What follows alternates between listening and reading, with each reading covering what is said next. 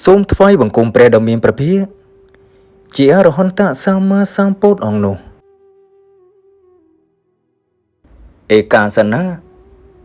ទាយកតថេរាបទានទី3មានភ្នំមួយឈ្មោះកាសេកាដែលនៅជិតព្រៃហមពៀនខ្ញុំបានធ្វើអាស្រមមួយយ៉ាងល្អទាំងបានកសាងបានអ្នកសាលាមួយល្អឡើយនៅក្បែរភ្នំនោះកាលនោះខ្ញុំមាននាមថានិរតៈតែគេស្គាល់ខ្ញុំថាកាសបៈវិញខ្ញុំកំពុងស្វែងរកមាសដ៏ស្អាតនៅជិតភ្នំកាសេកាព្រះចិនស្រីសិរីសម្ពុទ្ធព្រះនាមបទុមុត្តរាព្រះអង្គដល់នៅត្រៃនៃធម៌ទាំងពួងទ្រង់ប្រាថ្នារកវិវេកបានស្ដេចយាងមកតាមផ្លូវអាកាសខ្ញុំបានឃើញរស្មីព្រះពុទ្ធព្រះអង្គស្វែងរកនៅគុណដ៏ធំកំពុងយាងលើទីបំផុតនៃព្រៃខ្ញុំក៏បានតាតែងក្រែឈើហើយក្រាលស្បែកខ្លាថ្វាយខ្ញុំលុះក្រាលអាសនៈរួចហើយក៏ប្រណម្យអញ្ជលីលើក្បាលបានទទួលសងមនុស្ស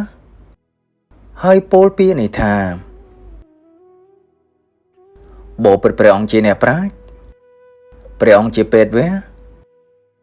អ្នកព្យាបាលពោះជំងឺបបិទ្ធព្រះនាយកសូមព្រះអង្គប្រទាននៅការព្យាបាលរោគដល់ខ្ញុំព្រះអង្គដែលរាគៈកំពុងគ្របសង្កត់បបិទ្ធព្រះអង្គជាអ្នកប្រាជ្ញពួកជនណាជាអ្នកត្រូវការដោយបុណ្យបើបានឃើញព្រះអង្គជាព្រះពុទ្ធដ៏ប្រសើរតែងដល់នៅការសម្រេចប្រយោជន៍ដ៏ទៀងទាត់ការមិនមានសេចក្តីក្រំគ្រាគប្បីមានដល់ជនទាំងនោះទេវវត្ថុដែលខ្ញុំថ្វាយចំពោះព្រះអង្គមិនមានព្រោះខ្ញុំជាអ្នកបរិភោគតែផ្លែឈើដែលជ្រុះឯងនេះអាសនៈរបស់ខ្ញុំសូមព្រះអង្គគង់លើគ្រែឈើនេះចុះព្រះមានព្រះភិក្ខទ្រង់គង់លើអាសនៈនោះ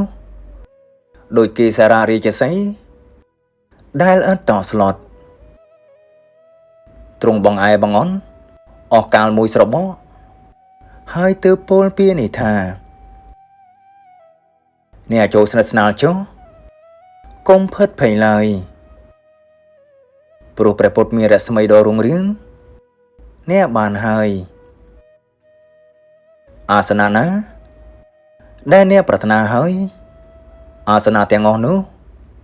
នឹងបរិបូរណ៍ដល់អ្នកបុណ្យដែលអ្នកធ្វើល្អហើយក្នុងបញ្ញខែដ៏ប្រសើរមិនមែនជាបុណ្យតិចតួចទេជារបស់បុគ្គលណាដែលបានតម្កល់ល្អហើយបុគ្គលនោះអាចរើខ្លួនបានដោយការប្រគេនអាសនៈនេះផងដោយការតម្កល់ចេតនានេះផងបុគ្គលនោះនឹងមិនទៅកាន់វិនិបាតអស់100,000 កាប់បុគ្គលនោះនឹងបានជាព្រះអិនសោយរាជជាស្ដេចទេវតាអស់50 ដងនឹងបានជាស្ដេចចក្រពត្តិអស់80 ដងនឹងបានសោយរាជប្រទេសរាជដ៏ធំទូលាយរាប់ជាតិមិនអស់ការបើអន្ទូលទៅក្នុងសង្សារនឹងបានជាអ្នកមានសេចក្តីសុខស្រួលក្នុងទីទាំងពួងព្រះសម្ពុទ្ធជាអ្នកប្រាជ្ញព្រះនាមបទុមុត្តរាលុះត្រាស់ពាក្យសិទ្ធនេះហើយក៏ហោះឡើងទៅឯអ្នកភាលីដូចជារាជហង្សកាលហើឯដងអាកាសខ្ញុំតែងបានវត្ថុទាំងអស់នោះគឺយានដំរីយានសេះព្រមទាំងរថនិងរថទ្រង់គ្រឿងនេះជាផលនៃអាសនៈមួយ កាលណាខ្ញុំចូលទៅក្នុងព្រៃប្រាថ្នារកអាសនៈស្រាប់តែបល្ល័ង្កផុសលេចឡើងព្រោះបានដឹងនៅសេចក្តីត្រេះរិះរបស់ខ្ញុំក្នុងកាលនោះកាលណាបើខ្ញុំទៅកណ្ដាលទេពប្រាថ្នារកអាសនៈស្រាប់តែបល្ល័ង្កលេចផុសឡើងព្រោះបានដឹងសេចក្តីត្រេះរិះរបស់ខ្ញុំក្នុងកាលនោះខ្ញុំចូលទៅកាន់កំណើតណាទោះជាទេវតាឬជាមនុស្សបល្ល័ង្កមួយសែនតែងចោមរួមខ្ញុំសពកាលខ្ញុំតែងអន្ទោលទៅមកក្នុងភពពីរគឺទេវតានិងមនុស្សម្យ៉ាងទៀតខ្ញុំតែងកើតក្នុងត្រកូលពីរគឺក្សត្រនិងព្រាហ្មណ៍ព្រោះខ្ញុំបានថ្វាយអាសនៈមួយចំពោះបញ្ញខែដ៏ប្រសើរទើបដឹងបល្ល័ង្កគឺធម៌ជាអ្នកមិនមានអាសវៈ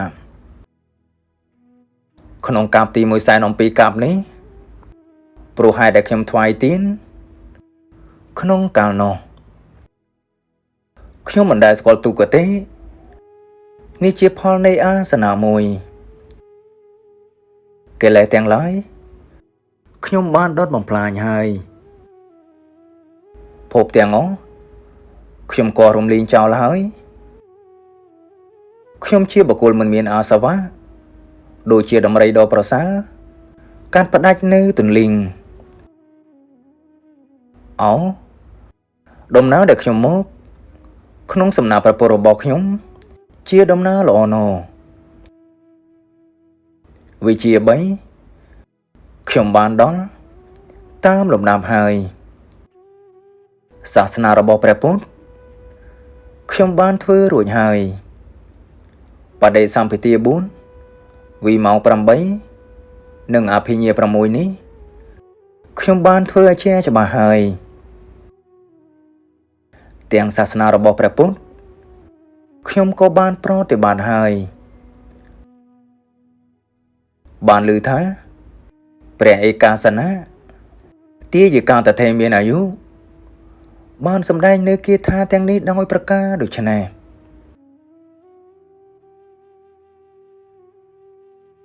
ដកស្រង់ចេញពីបេដកភាគ75ទំព័រទី44ដល់ទំព័រទី48រៀបរៀងដោយព្រះពុទ្ធវចនៈ